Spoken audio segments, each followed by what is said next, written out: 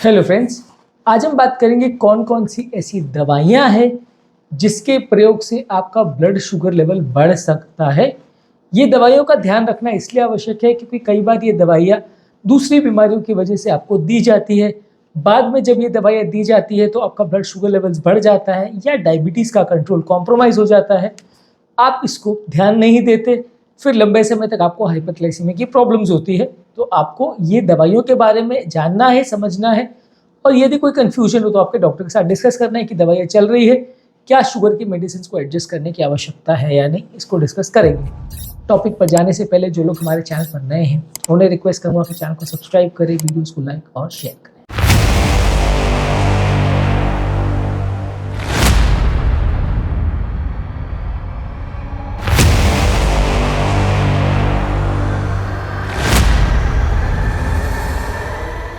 सबसे कॉमन जो दवा शुगर लेवल्स को अफेक्ट करती है वो है स्टीरॉइड्स।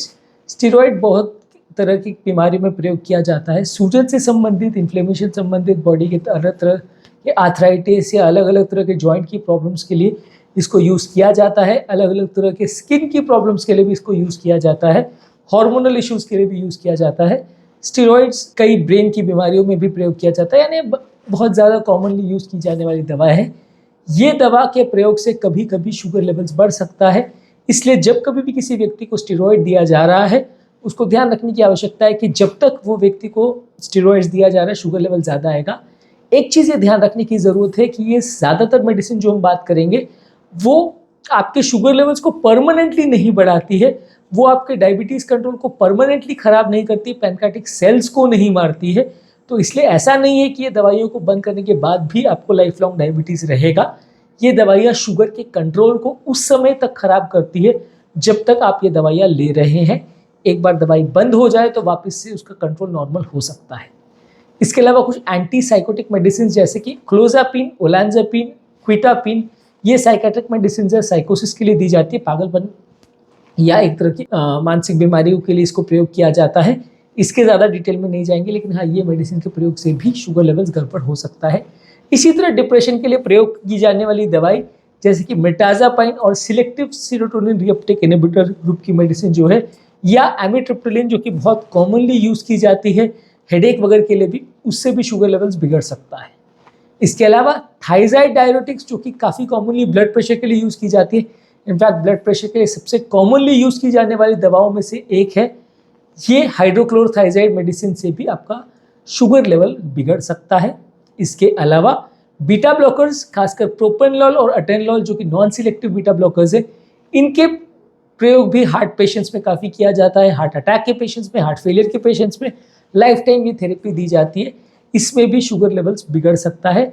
हालांकि ये है कि जो कार्डियो सिलेक्टिव बीटा ब्लॉकर्स होते हैं, यानी जो सिर्फ हार्ट पर असर करने वाले बीटा ब्लॉकर्स होते हैं, उसमें इतना ज़्यादा इफेक्ट नहीं पड़ता, लेकिन अटेनलॉल, प्रोपेनलॉल, ये सबसे फ़र्क पड़ता है।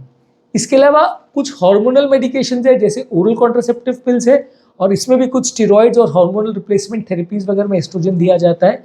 ये सारी चीज़ों से आपका शुगर लेवल बिगड़ सकता है क्योंकि ये बॉडी के शुगर मेटाबॉलिज्म को अफेक्ट करती है। इसके अलावा ऑर्गन ट्रांसप्लांटेशन वाले पेशेंट्स में टैक्रोलिमस और साइक्लोस्पोरिन का प्रयोग किया जाता है। ये मेडिसिन भी शुगर लेवल के प्रॉब्लम को बढ़ा सकती है। इसके अलावा कोलेस्ट्रॉल कम करने के लिए दुनिया भर में सबसे ज़्यादा यूज़ की जाने वाली दवा स्टैटिन्स जो है, ये भी कोलेस्ट्रॉल मेटाबॉलिज्म को कुछ हद तक अफेक्ट करती है। ये भी कुछ केसेस में ऐसा देखा गया है, यानी 1 in 254 इसका चांस है कि व्यक्ति को ये दवा लेने के बाद डायबिटीज़ हो सकता है। हालांकि देखिए, बहुत सारे फैक्टर्स से इन्फ्लुएंस होता है और गाइडलाइंस ऐसा कहती है कि किसी भी व्यक्ति को आप अगर स्टैटिन्स दे रहे हो, अगर इंडिकेटेड है तो फ़ायदा ज़्यादा है। ज़बरदस्ती फालतू में स्टैटिन नहीं देना चाहिए, नहीं तो प्रॉब्लम हो सकती है। पर अगर इंडिकेटेड है और कोलेस्ट्रॉल लेवल्स बहुत ज़्यादा है तो उसको कम करने में फ़ायदा ज़्यादा है। डायबिटीज़ होने की वजह से नुकसान काफ़ी कम है, इसलिए इसको देना चाहिए। ये पूरा इशू हमने एक सेपरेट वीडियो में अपने चैनल पर ऑलरेडी डिस्कस किया है। पर फिर भी स्टैटिन को भी माना जाता है एक ऐसी दवाई जिससे आपका कोलेस्ट्रॉल लेवल बिगड़ सकता है।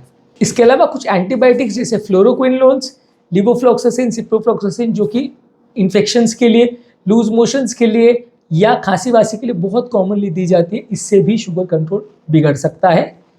कैंसर वाले पेशेंट्स में साइक्लोस्पोरिन और टैक्रोलिमस का प्रयोग किया जाता है। इम्यून डिसऑर्डर्स के लिए, आर्थराइटिस के लिए, अलग अलग तरह की जो इन्फ्लेमेटरी बीमारियां हैं उसमें भी इसका प्रयोग किया जाता है।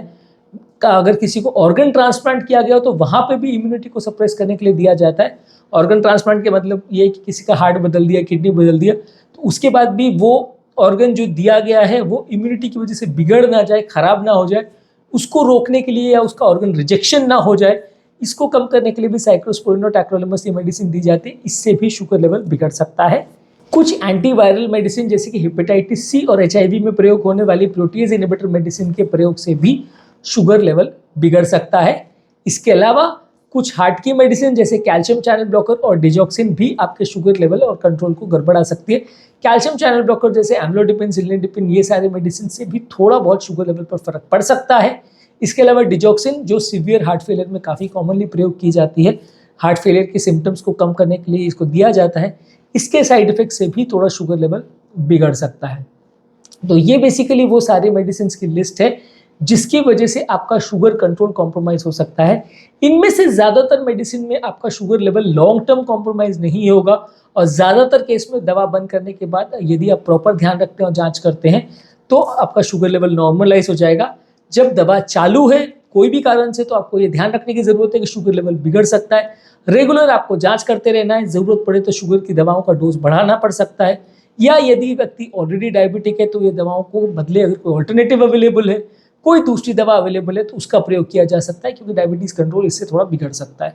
तो ये चीज़ों का यदि हम ध्यान रखें, इन दवाइयों की लिस्ट का यदि हम प्रॉपर ध्यान रखें तो इस तरह की छोटी मोटी समस्याओं से हम बच सकते हैं। हालांकि बहुत सीरियस साइड इफेक्ट नहीं है, लेकिन इसको ध्यान रखना आवश्यक है। उम्मीद करूँगा कि आज के टॉपिक में कुछ नई बातें जानने को मिली होगी। जो लोग हमारे चैनल पर नए हैं उन्हें रिक्वेस्ट करूँगा कि चैनल को सब्सक्राइब करें, वीडियोज़ को लाइक और शेयर करें।